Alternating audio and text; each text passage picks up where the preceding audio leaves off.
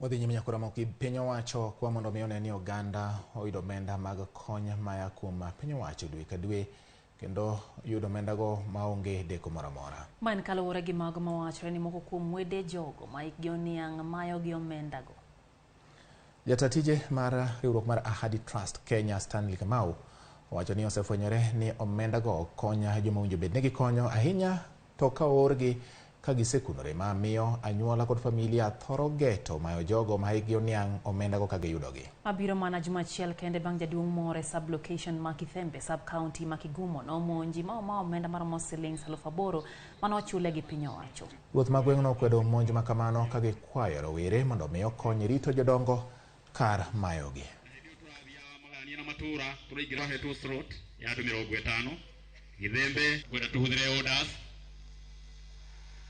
This cash transfer that was given recently, it has created a lot of havoc, it has created trauma, it has created a lot of pain to some of our elderly persons in this country.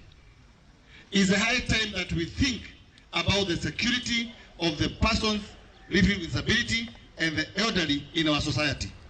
It's very sad that we have young people who are harassing their parents, harassing their grandfathers, harassing their fathers, harassing their mothers because of the cash transfer. We need to come up with a system where this money can be distributed, if possible, every month without fail. When you give an lump sum amount of money to the elderly people, you are risking their lives, you are risking their dignity. Imeripotiwa kwangu na mzee mmoja ambaye pesa yake after kupewa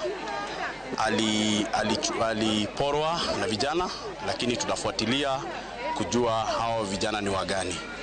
Na pia ningependa kuchukua nafasi hii kuwaonya vijana tusikue watu wa kuhandaa wazee wetu.